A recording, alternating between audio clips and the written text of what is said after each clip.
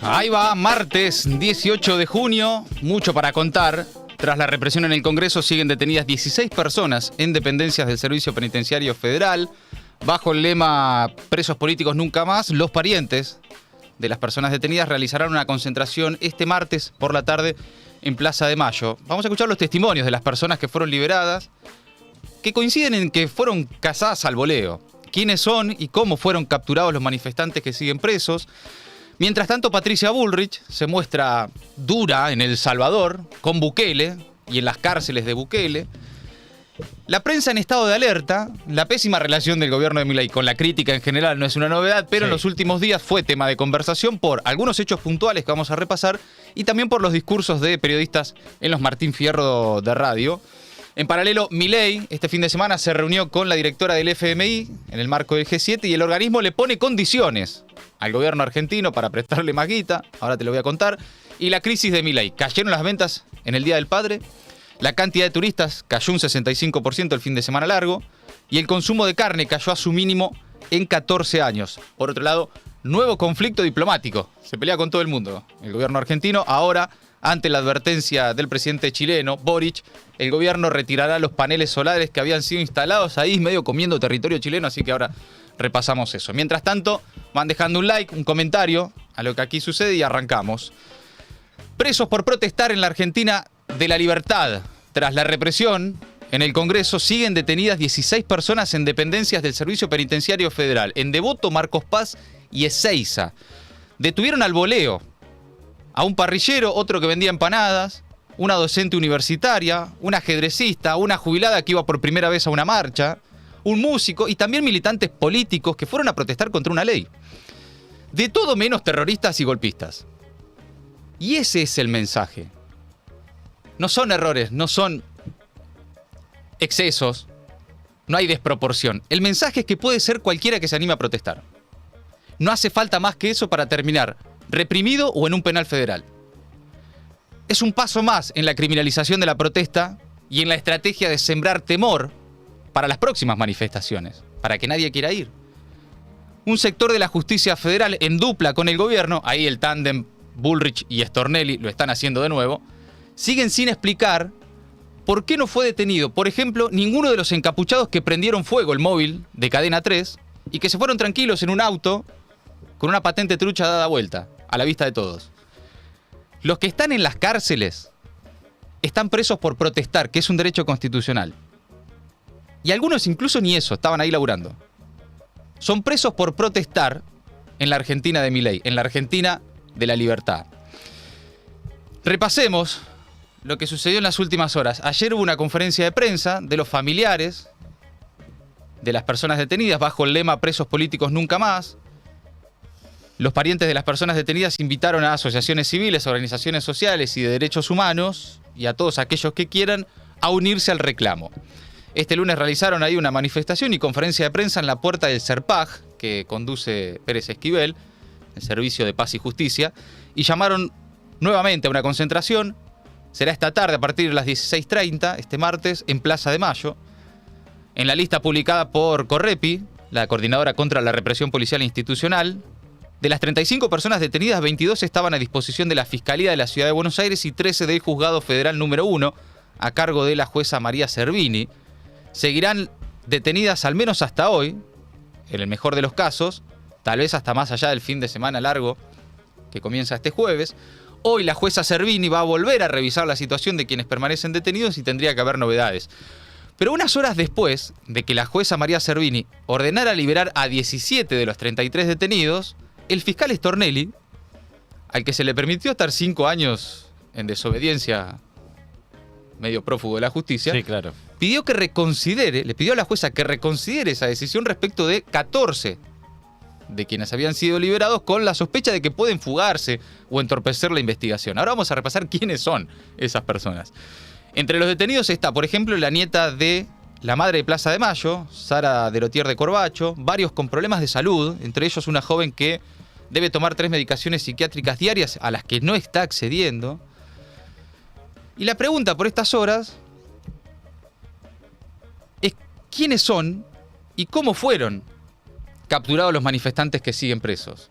Antes que nada, la convocatoria en la conferencia de ayer al acto de esta tarde en Plaza de Mayo. 5 de la tarde en Plaza de Mayo. Los necesitamos a todos.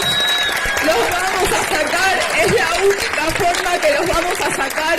Vamos a entregar las 35.000 firmas que tenemos y vamos a exponer todas estas injusticias. Necesitamos el acompañamiento de todo el pueblo, de todas las familias, de todos los que saben que esto es una injusticia y que esto no se puede permitir, porque nunca más, nunca más, presos políticos nunca más.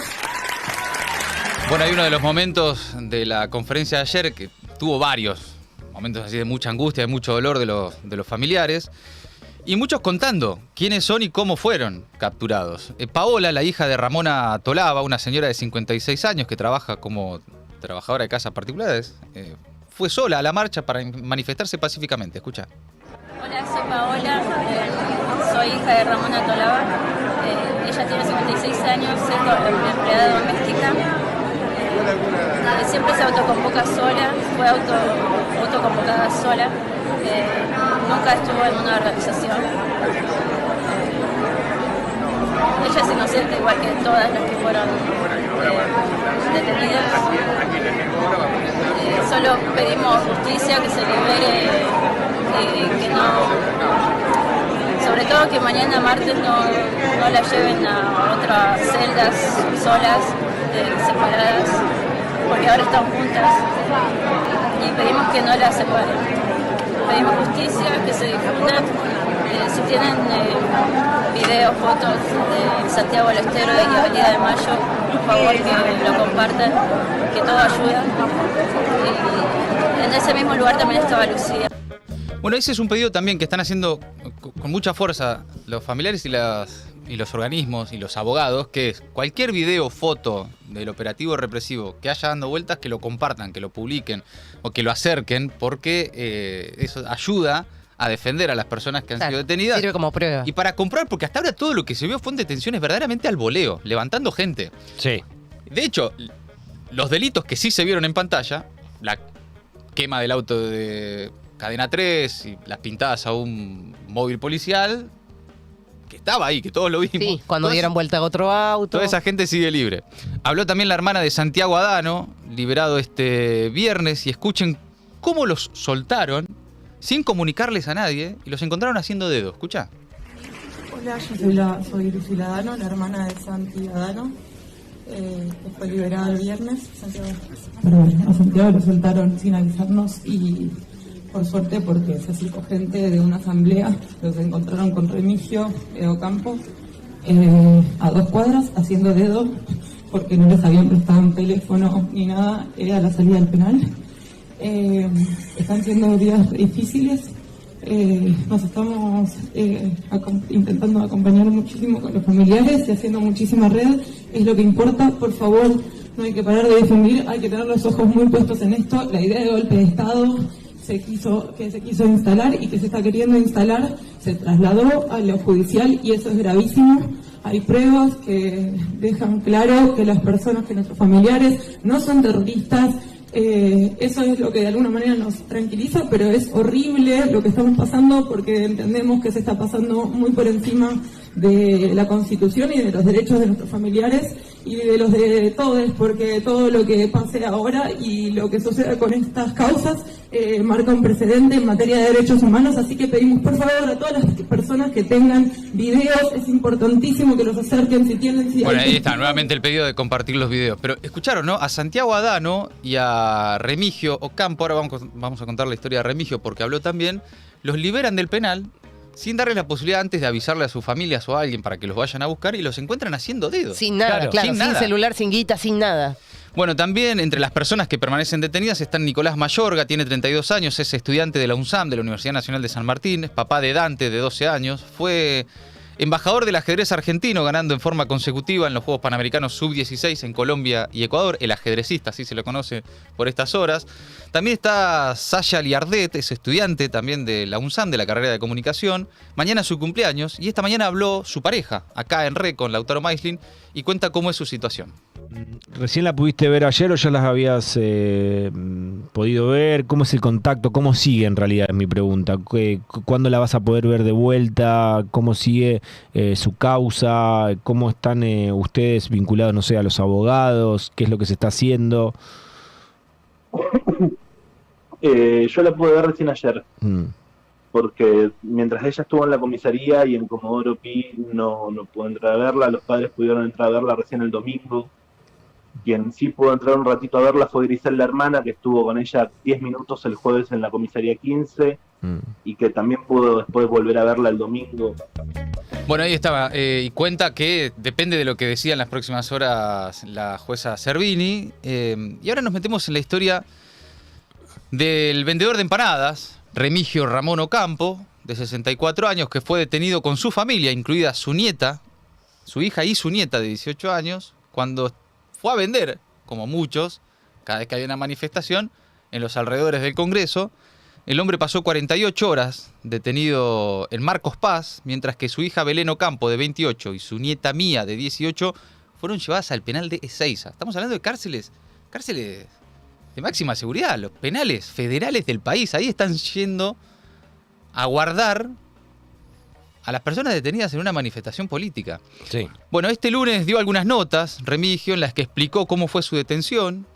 Contó que mientras estaba detenido, escuchó que la jueza María Servini, que lleva adelante la causa, apuró a su abogada defensora y que escucharon que Karina Milei participó de alguna de las conversaciones. Esto fue con Ari Lijalada en el Destape Radio. Porque tengo entendido que escucharon algunos chicos, yo no lo escuché, no puedo decir yo de mi parte, pero escuché en un momento que dice que, porque habían, digamos, éramos 7, éramos 10 en total lo que tenía, son individual las declaraciones, ¿no? Entonces uno de ellos escuchó que le dijo, Karina Milei me llamó y no hay que largar a ningún preso. ¿Quién dijo eso? Eso dice que dijo una secretaria de Servini de Cubría o ella misma, no sé, creo que alguien de ellos dijo, me llamó Karina Milei, no hay que largar ninguno de los presos. Porque nosotros íbamos con una carátula de resistencia a la autoridad, en ningún momento, a nosotros de hecho todo el mundo nos decía, no muchachos, quédense tranquilos, la misma policía que estaba allá en Madariaga nos decían, quédense tranquilos, si le van a largar. Ahí le tenían a los chicos 24 horas laburando. Sí. Remigio Bueno, lo que cuenta ahí Remigio coincide con varios de los testimonios de las personas que han sido liberadas en las últimas horas, que es que mientras estaban detenidas esas personas en las comisarías en las primeras horas, la propia policía le decía, no, quédense tranquilo, esto pasa siempre. Entrás y a las horas te sacan por resistencia a la autoridad. Nadie imaginó que iban a terminar con causas federales, penales y encarcelados en el Servicio Penitenciario Federal. Bueno, ese era el vendedor de empanadas. Fue detenido con su hija y su nieta. En el mismo lugar había otro vendedor, Matías Ramírez, que estaba en la misma zona que Remigio, incluso ayudando a Remigio, y contó qué pasó y cómo fue la detención. Las organizaciones empezaron a ir y quedó más o menos la gente que fue sola por la ley base, ¿no? Que sí. Yo ni idea tampoco sé cómo es. Y quedaron los puesteros y los de prensa. Y en la calle Ceballos y Irigoyen, yo dejé el auto ahí a la vuelta, porque como llegué medio tarde para poner el puesto, llevamos las cosas caminando hasta la esquina de ahí. Sí. Y a las 16:30 más o menos con mi amigo fuimos llevando, que éramos 2, de a poco la mercadería del auto para como... Iban y volvían. Ajá, para no dejar las cosas solas. Sí. Para no dejar las cosas solas por el tema de que por ahí te la roban, te la sacan. En el último momento queda la parrilla al lado del auto de mi amigo. Y mi amigo lleva a otro vendedor a llevarle la cosa al tráiler, al hombre que también estuvo detenido con la hija y la señora con las empanadas. Que también era vendedor ambulante. Vendedor, vendía empanada con su familia. Y quedé solo ahí, cuando veo, viene la Policía Federal, me tiran al piso, ponen el pie en la cabeza, me agarran, dejé la puerta del auto abierta atrás y me llevaron ahí al Congreso. ¿Vos estabas al lado del auto? Al lado del auto con la parrilla. Yo no salí corriendo nada porque como estaba ahí no estaba haciendo nada. Encima yo estaba parando a la gente que estaba ahí tirando porque tenía el auto ahí también. Sí. Como defendiendo también a la policía en el medio y vieron ellos también. Sí. Y me quedé parado porque como no estaba haciendo nada me quedé parado ahí al lado de la parrilla y del auto con el capó abierto. Y vieron que tenía la conservadora todo ahí. Claro. Sin media palabra me tiraron al piso, me pusieron el pie en la espalda y otro en la rodilla. Me La pusieron, rodilla en el cuello. Sí, acá, sí, así en el cuello acá, con la rodilla del policía. Bueno, ese es Matías Ramírez, también detenido, uno de los vendedores, una de las personas que estaba ahí laburando en la plaza. ¿Por qué es importante escuchar estos testimonios y es muy valioso que también se estén animando a hablar? Porque rompe la acusación de que son terroristas, golpistas y gente organizada para tumbar al gobierno. Ustedes escuchen quiénes son y cuáles son sus historias. Y algo en lo que también coinciden, lo contó Remigio y lo cuenta ahora Matías y también otros, que es que durante sus detenciones muchos le preguntan algo absolutamente irregular e ilegal, que es ¿para qué partido político militan? Que la policía te pregunte ¿qué partido político militas? En la Argentina la libertad, chicos, ¿en serio? ¿Esto está pasando? Esto cuenta Matías, que antes de ser trasladados al penal de Ezeiza, el Servicio Penitenciario Federal los maltrató y les preguntaba justamente eso. Escuchá. Y en ese momento empezamos a ver que decían Ezeiza, Marcos Paz. Yo ya ahí me asusté, me puse a llorar, ¿viste? Me dejaban ir al baño, digo, ¿cómo nos iban a largar y ahora nos llevan a un penal? Y no entendía nada. Nuestra defensora nos dijo esto es algo, pero quédese tranquilo que en 24 horas se tiene que solucionar, qué sé yo. Y ahí hasta que fuimos a la Valle, a la 28. Había familiares nuestros que nos querían dar cosas para... Pues yo estaba con la misma ropa, tuve 2 días con la misma ropa que fui a vender ese día y no le permitieron darnos nada. A las 11:30, 12, mis familiares y familiares de muchos detenidos estaban ahí y se fueron. ¿Del jueves o del miércoles? ¿De la misma noche? De la misma noche. Esa misma noche, como se fueron muchos familiares, a las 3 ahí nos trataron re mal. A cada rato me preguntaban qué partido era político, cómo éramos, cuánto nos pagaron. ¿Eso en Ezeiza? En la 28, en la Valle. ¿Y en Ezeiza? Y en Ezeiza, cuando primero bajamos ahí, que nos repartieron, porque llegamos los 7 juntos, antes de llegar a Ezeiza hicieron como un traslado, nombraron 3 apellidos, y a 3 lo mandaron a Marcos Paz, y los 4 ahí a Ezeiza. Bueno, ahí está el relato de Matías Ramírez, las preguntas que les hacían, ¿no? En este caso, además, Matías Ramírez no pertenece a ningún partido político. Pero ¿y si perteneciera a qué? Porque claro, también estamos ahí como medio en un límite de estar todo el tiempo diciendo no tiene nada que ver con ningún partido político. Bueno, pero pará, porque si tuvieran que ver con algún partido político, tampoco estaría bien lo que están haciendo. No está prohibida la participación política hasta que yo sé. ¿Cuál sería el problema si de repente Matías no es vendedor, es militante, como hay algunos detenidos de alguna organización que estaban ahí protestando en una plaza contra una ley que se vota en el Congreso como permite la Constitución Nacional? ¿O es vendedor y afiliado a un partido político? ¿Por qué no? Digo, porque ojo también, porque por estas horas vi, ¿no? Sí, esto de, claro. Sí. no, pero solamente estaba vendiendo empanadas. Sí, no, no pará, estaba pará. haciendo nada. ¿Y qué? ¿Y qué? Si Ir a estaba protestar es hacer algo. No, tampoco es hacer nada, digamos. Claro. O en todo caso, es ejercer también tu derecho a la protesta, ¿no? Para no caer a veces en esta cosa de... Sí, ni siquiera es peronista. Claro. Bueno, porque está mal ser peronista. Exactamente. Bueno, otro de los liberados que habló, Ricardo Sleme, cuenta que le dijeron que estaba detenido por ser parte de una organización terrorista a nivel internacional. Ah, la mierda. Escuchá. Y nada, estábamos totalmente incomunicados en ese momento, no sabíamos qué estaba pasando y bueno, pasamos a estar incomunicados el jueves a la tarde a estar escuchando que la causa se había vuelto algo federal con la cabeza de Stornelli diciendo que éramos una... ¿Qué te leyeron al principio o qué te dijeron? ¿Por qué estabas detenido? Por organización terrorista a nivel internacional. ¿Pero eso desde un principio? ¿Apenas te detuvieron? No. Comienzo era abuso, desobediencia a la autoridad, puede ser, y disturbios, creo que era. ¿Te lo comunicaron en la comisaría? No, en realidad me lo comunicaron, estaban gritando, no me acuerdo bien, como un muchacho que estaba ahí dentro. O sea, ¿nunca te dijeron por qué te detenían a vos? No, nunca dijeron. Nos enteramos por gente que nos estaba diciendo de los abogados oficiales. Y bueno, ahí está. A medida que vas escuchando los testimonios de las personas que fueron detenidas, es como una acumulación de irregularidades en todo el proceso. Es muy peligroso, muy peligroso. Y hay que advertirlo, ¿no? Hay que señalarlo y tiene que reaccionar la política también. Ahora vamos a repasar qué dijeron también desde la oposición sobre esto. Pero decíamos que desde el gobierno siguen sin explicar por qué todavía no hay ni un detenido de los que, por ejemplo, prendieron fuego el auto de Cadena 3.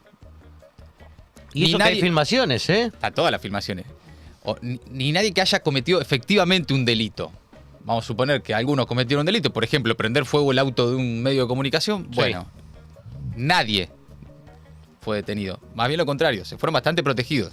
Porque las mismas personas que prendieron fuego el auto de Cadena 3 se subieron a un auto que tenía una patente trucha dada vuelta y se fueron sin ningún problema desde la concentración. Pudieron salir en auto, no hubo nadie que los detuviera. Sí. Ningún policía que les preguntara, muchachos, ¿acaso ustedes fueron los que prendieron fuego el auto, como vimos todos? Nada. Todos los que estuvieron en la marcha marcaron lo difícil que era circular a pie. O sea, atravesar uno de esos vallados a pie era imposible. Imagínate con un auto. Un auto, con una patente dada vuelta. Y después de prender fuego un auto, es como raro que se pueda decir así como si nada hubiera sucedido, ¿no?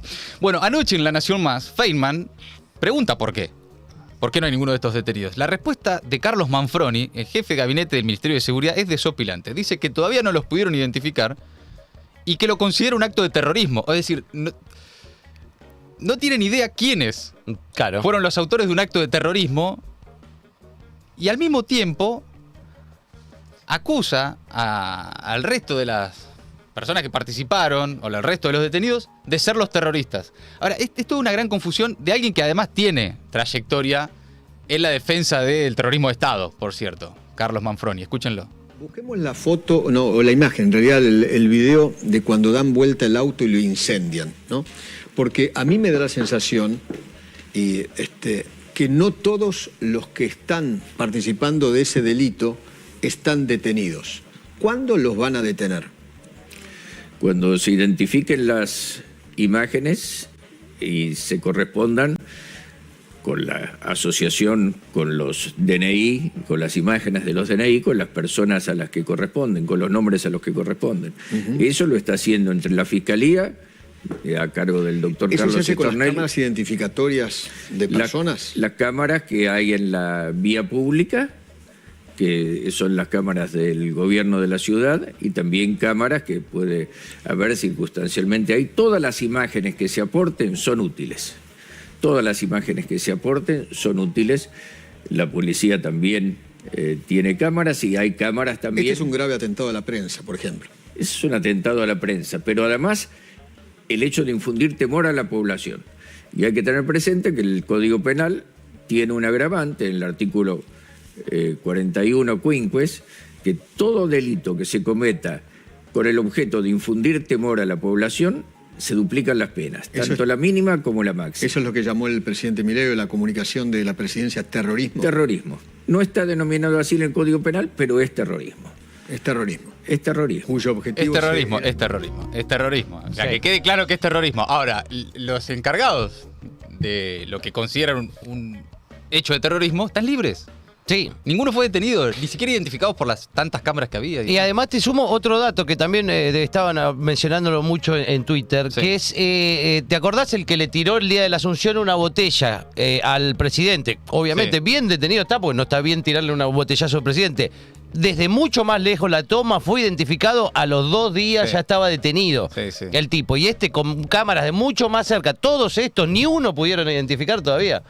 Bueno, ¿saben por qué? Porque son servicios. Claro. Porque ni hablar que... Nosotros nos hacemos las preguntas, pero la respuesta es que son parte del mismo operativo de seguridad para romper la manifestación. Esto es más clásico que el dulce de leche. En algún momento de la manifestación ingresan servicios de inteligencia, mano ahí, medio informal, de las propias fuerzas de seguridad, a romper la manifestación, a desarmarla y a generar las condiciones para que todo esto ocurra luego. Sí, el modus operandi de Patricia Bullrich, que ya lo habíamos experimentado durante la presidencia de Macri. Y en 2017 que quedó plasmado. Y además, digamos, pero claramente... de los servicios, desde que los servicios existen, Sí. desde los años 80, para romper las manifestaciones, por ejemplo, en contra de Alfonsín. Esto viene de hace ratazo, ¿no? No, lo que digo es que antes de el paso previo a buscar las imágenes y todo esto que está diciendo este señor Manfroni, la pregunta es ¿por qué la policía, estando tan cerca, no actuó? Digamos, esa es la primera pregunta. Después vendrán todas las demás. Se ve que no los vieron irse en auto. Bueno, Manfroni, por cierto, dato, fue columnista de la revista Cabildo. No sé si se acuerdan. Una publicación que defendía a los responsables del terrorismo de Estado, y hace años sostiene, por ejemplo, que el Estado argentino viola los derechos humanos de los militares y policías presos por crímenes de lesa humanidad. Es decir, hay terrorismos y terrorismos para Manfroni. Incluso escribió varios libros en esa línea, uno con Victoria Villarroel.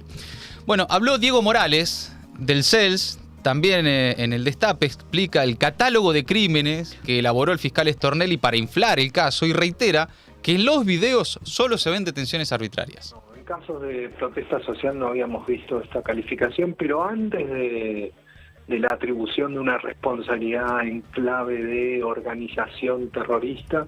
Lo que sí hace es un listado extenso de delitos, ¿no? Que van desde resistencia a la autoridad, desobediencia, hasta, incendio.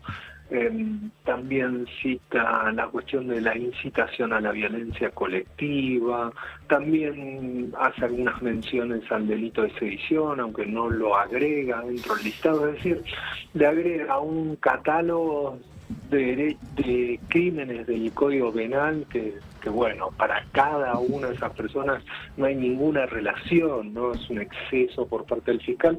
Lo que sí genera es inflar el caso, ¿no? Por supuesto, entonces pareciera ser que detrás de esto hay un caso gravísimo y por lo tanto ahí hay que dictar medidas como esta que está sugiriendo él, que es una prisión preventiva. Claro, no hay relación entre las personas detenidas entre ellas, por supuesto.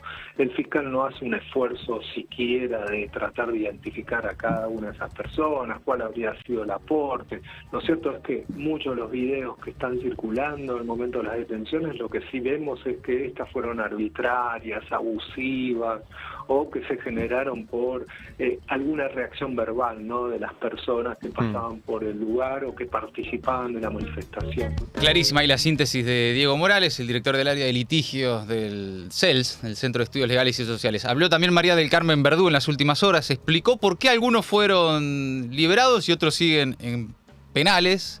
Esto fue en diálogo con Julia Mengolini en Futurock. La única diferencia entre uno y otro es la forma en que se interpreta el famoso artículo 319 del Código Procesal Penal. Lo que dice ese artículo es que, de acuerdo al delito imputado, se tiene que evaluar si hay peligro de fuga o riesgo de que la persona pueda obstruir la acción de la justicia. En un caso dice no vemos ningún indicio de esto, y en el otro caso dice que, dada la gravedad de los hechos, no podemos evitar la sospecha de que la persona se profugaría. Pará, déjame subrayar esto porque a mí me está sorprendiendo. La razón por la cual escarcelaron a unos y dejaron adentro a otros no es por las pruebas que los vinculan o no con los supuestos delitos, sino que es por la posibilidad que tienen unos de fugarse y otros no. Exacto. Una madre de 2 niños de 8 y 11 años. Trabaja en el bar que es de su pareja, de su compañero. Néstor, es el de la carta. Es estudiante de tercer año de Sociología de la UNSAM. ¿Tiene riesgo de fuga? Bueno, ahí la explicación del absurdo. El absurdo es total. Ahora, no es un problema para Bullrich, Stornelli o el gobierno que este absurdo se note. Yo creo que ya a esta altura más bien lo contrario. Acá el mensaje es que no importa. Cualquiera puede ir en cana de esta manera en un penal por haber participado en una protesta. Entonces no es que son detenciones al voleo y procesos judiciales absolutamente amañados e irregulares para que justificar la represión del otro día. No, estos miran para adelante, es la proyección de lo que esto genera. Que para la próxima manifestación, antes de ir vos pienses, mirá que cualquiera puede terminar en Ezeiza, cualquiera puede terminar en Marcos Paz de repente. Ese es el mensaje, que puede ser cualquiera. No es un exceso, es un anticipo, es un mensaje para el futuro. Mientras tanto, Patricia Bullrich viajó para interiorizarse en el modelo Bukele y tener su foto en una megacárcel en El Salvador. En las próximas horas se va a reunir con el presidente salvadoreño. Voló a El Salvador y recorrió el CECOT, que es el Centro de Confinamiento del Terrorismo. Esa es, como hoy, una de las cárceles más famosas del mundo.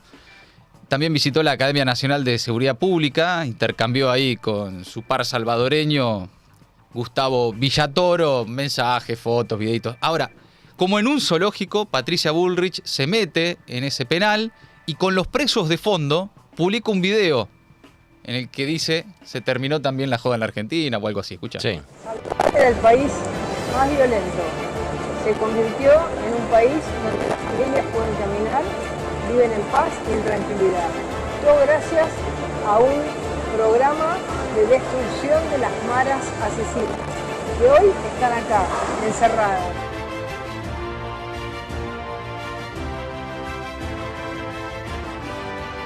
Ese es un video, y ustedes escuchan la música, oficial del Ministerio de Seguridad. Patricia Bullrich, dentro del penal, con los presos de fondo, mostrándose ahí como una especie de heredera de Bukele en la Argentina o algo así, ¿no? En ese lugar, hay que recordar, por las dudas también, que las organizaciones humanitarias internacionales recibieron más de 6.000 denuncias de atropellos a los derechos humanos, en su mayoría por detenciones arbitrarias, torturas, desapariciones de corta duración, la denuncia de la muerte de más de 300 detenidos con señales de violencia en ese mismo lugar. Según se informó en las últimas horas, Bullrich va a tener además una reunión con Bukele.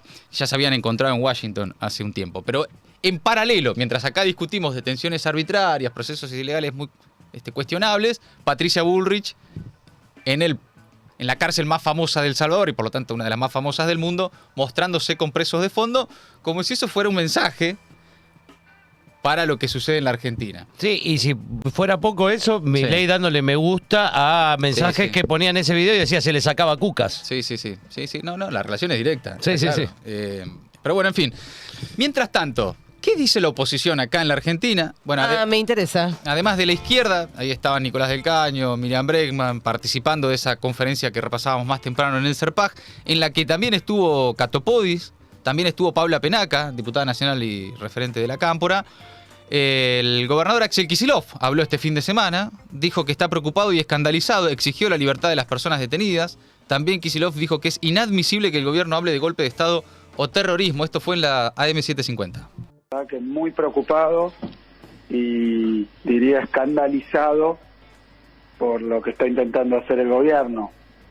Porque evidentemente venimos de una etapa de muchísimas marchas multitudinarias, con los mismos sectores, por decirlo así, aunque, bueno, la marcha universitaria masiva, la marcha de las mujeres, las marchas de los laburantes, de los trabajadores, marchas inmensas, todas pacíficas, todas expresándose democráticamente, y muchísima gente. La de las universidades fue una de las más grandes de los últimos tiempos, tranquilamente, y ni un episodio de violencia, porque la verdad que lo que se intenta precisamente, entre otras cosas, es repudiar los discursos violentos, repudiar los posicionamientos que muchas veces tiene el propio gobierno. Así que haya presos por manifestarse en democracia es un espanto. La verdad que yo estuve hoy ya trabajando para colaborar a que esta situación termine, y tiene que terminar inmediatamente. Inmediata libertad a los que se llevaron presos. Bueno, sin mucha vuelta, ¿no? Axel Kicillof para pronunciarse sobre esta situación. Es importante que la oposición también, ¿no?, haga lo suyo, advierta, despierta. Algunos se tomaron el fin de largo. También Guado de Pedro publicó un tuit este lunes: exigimos su inmediata liberación, esta historia ya la conocemos, infunden el miedo para disciplinar al pueblo, mi solidaridad con las y los detenidos, dice el senador sobre las personas que siguen apresadas luego de la represión ordenada por Milei, Villarruel y Pato Bullrich. A esas tres personas Guado les adjudica la represión. Y hoy los diputados de Unión por la Patria convocaron a una conferencia de prensa para esta tarde para informar sobre la presentación de la denuncia realizada ante la Justicia Federal por parte de los diputados y diputadas nacionales que fueron reprimidos en la movilización, además de un pedido de urgente libertad a los manifestantes que aún se encuentran detenidos. Entre otros salió también Malena Galmarini. Dijo que hay 16 personas detenidas por defender sus ideas, 16 personas que tienen derecho a manifestar su oposición a las decisiones del gobierno. Están detenidas por el avasallamiento y la represión de un gobierno que se llena la boca con la palabra libertad, pero utiliza al Estado que dice detestar para imponer su autoritarismo. Ya lo vivimos, así empiezan las épocas más oscuras de la historia argentina. Fue el pronunciamiento de Malena Galmarini, entre otros Leandro Santoro también, porque no vamos a ser cómplices de los que quieren meter miedo, hablando de terrorismo y golpe de Estado. Mañana por hoy, 16:30, vamos a estar en Plaza de Mayo exigiendo la libertad de los detenidos. La batalla cultural denla en Twitter, pero meter gente inocente presa es un límite inaceptable, dice Leandro Santoro, entre las distintas personalidades de la política y dirigentes que se fueron pronunciando en las últimas horas. Algunos se van sumando y otros, como ahí anticipa, van a participar hoy en Plaza de Mayo de este acto. Por último, la Comisión Interamericana de Derechos Humanos llamó a una audiencia para el 11 de julio para analizar la situación de la protesta social y la libertad de expresión en la Argentina. Es una respuesta a un pedido que hizo el CELS, también FATPREN, la Federación Argentina de Trabajadores de Prensa, el Sindicato de Docentes Universitarios CONADU, junto con otras organizaciones de derechos humanos y gremiales, que en realidad enviaron a Washington el pedido el 15 de abril pasado, Esto en relación a la primera represión de la primera ley bases. O sea, sin contar lo que sucedió ahora. La presentación ante la CIDH hizo especial énfasis en aquella represión y en esa presentación las organizaciones sociales y sindicales señalaron que existe una grave situación de obstaculización, amenazas, ataques y criminalización de la protesta social y la libertad de expresión. Bien, sigamos. Mientras tanto, la prensa está como en estado de alerta. Ahí todos sabemos, una relación muy conflictiva del gobierno con el periodismo en general, ¿no? Sí. Ya desde siempre, una de las improntas de Milei era tratar de ensobrados y ubicar dentro de la casta al mainstream de los medios de comunicación. Mientras tanto, se multiplican también los aprietes a la prensa. Vamos a repasar algunos. Mientras hablaba sobre las detenciones durante la movilización de la ley bases, el periodista Facundo Pastor denunció amenazas en vivo mientras estaba al aire en el canal A24. Todas las cámaras de televisión, las cámaras de seguridad, la fuerza de seguridad, todo ahí, todo en vivo, transmitido y todavía no están detenidas esas personas. No. Déjame ¿Eso te dicen? ¿En serio, Robertino? Claro. Un minutito. Por eso y a vos que me estás escribiendo ahora en vivo, ¿sí? Que te haces llamar Juan Ignacio, ¿sí? Todo esto, si me seguís rompiendo las pelotas, va a la justicia, ¿sí? Te lo digo cortito, porque todo esto que estás haciendo, ¿sí? Se puede constituir una amenaza anónima, ¿sí? Y no muestro el teléfono al aire para no comprometerte. ¿Pero qué está pasando, ¿vale? Facu? ¿Te están amenazando en vivo? En este momento. ¿Qué están diciendo? Pelotudeces. No. Bueno, ahí está la situación de lo que sucedió este lunes a la tarde en A24 con Facundo Pastor. Bueno, decía, la pésima relación de Milei con la crítica no es una novedad, con la crítica en general, ¿no? No solo de los medios de comunicación. Pero en los últimos días fue tema de conversación por algunos hechos puntuales y por los discursos de algunos periodistas en los Martín Fierro de radio, que eso siempre sirve como una plataforma para amplificar en otro contexto, en otro escenario, las críticas de algunos periodistas. Y es muy interesante cómo en este momento vos agarrás el panorama. Ahora vamos a escuchar a María O'Donnell, a Alejandro Berkovich, a Tenenbaum, pero también a Roberto Navarro y de ahí también a Longobardi. En general, Jorge Lanata, todos coinciden de punta a punta en que la situación del gobierno con la prensa es conflictiva y problemática. Escuchemos primero el discurso breve de María O'Donnell en los Martín Fierro. De hablar también en estos tiempos de la libertad de hacer nuestro trabajo sin que nos digan pauteros, sin que nos insulten, de la libertad de ir a protestar en paz y con los derechos constitucionales sin que te metan preso acusándote de delitos muy graves, de la libertad de las mujeres a hacer con nuestros cuerpos lo que la ley nos permite sin que nos llamen asesinas, de la libertad de amar a quien te dé la gana, a casarte y a divorciarte cuantas veces quieran. Muchas gracias. Bueno, y también Alejandro Berkovich dijo lo siguiente. Dedicado esto a todos los periodistas que buscan la verdad en un momento en el que la verdad está muy devaluada. Están devaluados los periodistas también. 3 de cada 4 ganan menos de la canasta de pobreza. Y esa pobreza también está lamentablemente en la práctica del periodismo, porque buscamos la verdad, investigamos, estudiamos, como decía Fernández Díaz, trabajamos, pero hay algunos que en una semana en la que votan una ley con una senadora comprada para saquear al país y en la que se llevan presas 30 personas por protestar, 16 de ellas todavía presas hoy, presos políticos, eligen mirar para otro lado. Bueno, a ellos y a los que justifican todo eso, vergüenza, nada más. Gracias. Y por último, breve también, Ernesto Tenenbaum. Y quiero sumarme un poquito a lo que dijeron Ale y María. No es bueno que cuando hay disidentes se los trate de ensobrados. Hay gente que piensa por sí mismo y que dice lo que piensa y lo piensa con libertad y es gente honesta y gente valiente. No es buena idea para el poder tratar de acallar la libertad y mucho menos en nombre de la libertad. Estamos otra vez teniendo que medirnos con insultos, escraches, barbaridades que se dicen por decir lo que pensamos. Es una idea muy mala tratar de pelear contra la libertad, porque cuando se pelea contra la libertad se pierde siempre. Tarde o temprano se pierde siempre Y para todos nuestros colegas, no perdamos el miedo, sigamos hablando, sigamos denunciando. Bueno, pero además otra novedad, que ya además tiene que ver con causas penales. El viernes se reabrió un proceso penal contra Roberto Navarro, director del Destape, acusado de incitación a la violencia colectiva. Esta acusación fue impulsada en su momento por Eduardo Feynman y Luis Majul. Surgió luego de que Navarro advirtiera al aire sobre los discursos de odio que algunos medios, y entre esos Feynman y Majul, estimulaban permanentemente al aire porque decía Roberto Navarro, esto va a terminar mal. 2 semanas después, o pocos días después, fue el intento de asesinato contra en ese entonces la vicepresidenta Cristina Kirchner. El caso había sido cerrado por la jueza María Eugenia Capuchetti y ahora es reabierto por los jueces de la Cámara Federal, los que puso Macri, los del viaje al lago escondido, viaje que reveló el Destape en su momento. Sí, claro. Casualmente. Esto dijo ayer Roberto Navarro en su radio. En el marco de la restricción a las libertades individuales, el viernes, Casación pidió que se reabra una causa penal contra mí, que busca encarcelarme por algo que dije en mi labor de periodista,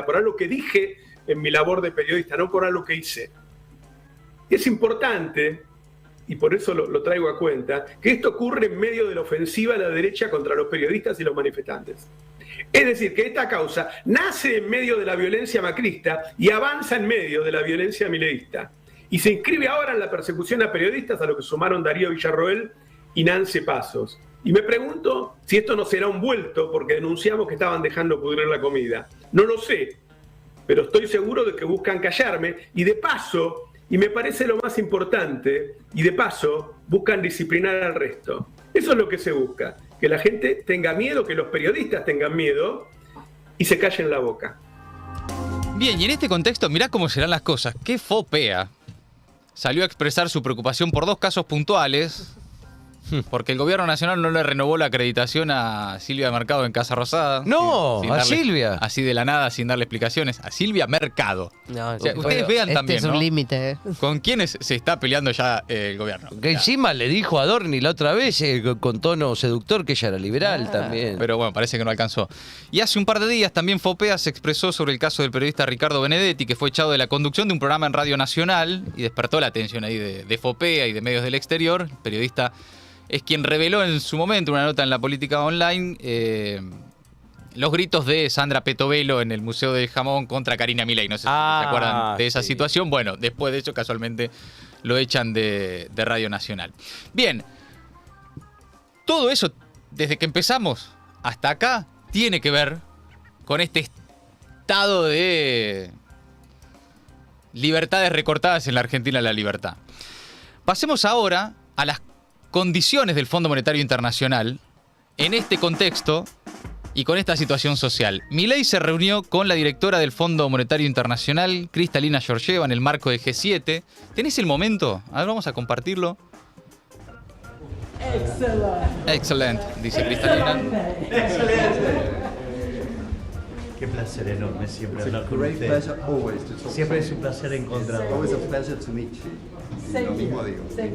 Bien. Siempre me encantan las reuniones porque usted es hiper transparente. Creo que conectamos desde la transparencia. Conectamos desde la transparencia. Le dice. Yes. Es un buen punto. Creo que sí. La otra forma en la que nos conectamos, le dice Kristalina, que ambos amamos la economía. Bueno, hay toda esa situación. A ver, para estar en una cena con un profesor que dice, escucha, le cuento una historia. Y lo divertido, ¿de qué hablan? ¿De economía? Porque los privilegios te hablan de economía. Exactamente. Y está claro que lo disfrutamos. Bueno, muy linda la reunión. Lo probamos también en las charlas. La mejor de las ondas ahí entre el Javo y Kristalina. La excitación que siempre le da esas cosas, porque además se excita, o sea, se sobreexcita. Sí, se pone como loco, ¿no? Cuando están en esas situaciones. Es tremendo. Ahí de ese encuentro también estaban la presidenta adjunta de la Nación, Karina Milei, y el embajador argentino en los Estados Unidos, Gerardo Bertein. Pero atención, después de esto, ayer un nuevo reporte del Fondo Monetario Internacional le pone los puntos al gobierno. No. El fondo aseguró que la inflación de Argentina bajará a un ritmo más rápido de lo esperado. Dice, buena noticia, felicitaciones. Y estima que 2024 terminará con un 140% de suba de precios anual. Y contrario a lo que sostienen Milei y Caputo, el Fondo Monetario empeoró su proyección de crecimiento económico para este año. No. Caputo y Milei están diciendo lo peor ya pasó, ahora llega la recuperación. El Fondo Monetario dice, pues no, mi ciela, me parece que falta un montón. Yo no la veo. Advirtió el fondo sobre la posibilidad de una prolongada recesión, indicó que hay sectores que están cerca de tocar fondo, calculó que el PBI caerá más de lo proyectado inicialmente. El organismo había estimado un descenso de la producción de 2,75%, y ahora calcula que es de 3,5%. 3,5% caída del PBI es brutal para este año, es la estimación del fondo, que le reconoce al gobierno que tuvo un cumplimiento amplio de todos los criterios de desempeño cuantitativos hasta fines de marzo, pero le advierte, y escuchen esto, que las condiciones externas podrían volverse menos favorables y la recesión hacerse más prolongada, alimentando tensiones sociales, dice el fondo, y complicando la implementación del programa. Que no se te piquen las calles. Sí. Está diciendo el fondo a Milei. Preocupado por las tensiones sociales. Bueno, tremendo. ya se lo venía diciendo con el tema del ajuste. Ojo, no te pases de rosca. Está en eso. Es más o menos en la misma tónica de lo que venían diciéndole, advirtiéndole, porque básicamente es no van a poder hacer o no van a poder implementar el plan que nosotros queremos. ¿Se animará a acusar de zurdo al fondo o arrugará porque tiene que negociar? No, si la relación está bárbara y no escuchaste ¿no que viste? se llevan bárbaro. Bueno, mientras tanto enroscan el gabinete, es inminente parece la llegada de Sturzenegger al gobierno. También Milei, lo vamos a contar mañana seguramente porque vuelve a la carga con las privatizaciones, insiste en avanzar de vuelta con el listado de empresas privatizables y volver a incluir a Aerolíneas Argentinas, Correo Argentino, Radio y Televisión Argentina, etcétera. Por tanto, por estas horas, hoy hay una reunión de Guillermo Francos con la oposición para avanzar entonces en si el gobierno vuelve a la carga con el proyecto original de diputados sin la modificación en el Senado, medio cagándose en el camino con los acuerdos políticos que logró en el Senado para que se la aprueben. Bueno, Claro. veremos. Yo dejo ahí un signo de interrogación abierto, pero mientras tanto, para cerrar, los últimos datos de la crisis de Milei. Lo que advierte el fondo, en definitiva.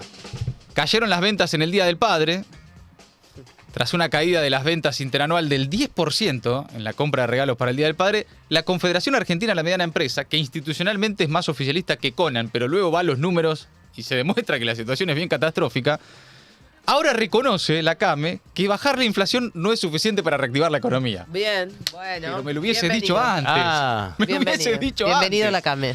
Así lo hizo saber Salvador Fermenía, vocero de la entidad, luego de que la CAME diera a conocer este domingo el dato de ventas por el Día del Padre, que representa el peor número en el desempeño comercial del Día del Padre desde, adivina, la pandemia. Casualmente.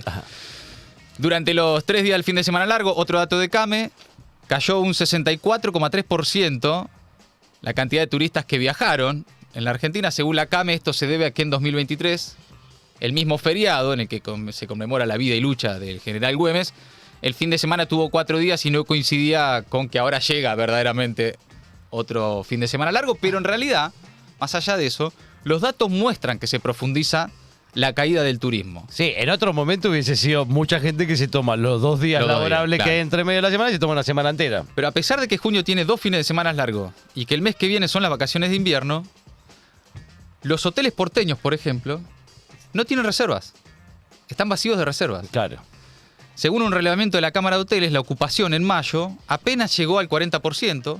Los últimos datos del INDEC lo convalidan. Dicen que en abril ingresaron al país un 23% menos de turistas que en 2023. Este porcentaje se eleva hasta el 35% si solo se consideran los de países limítrofes.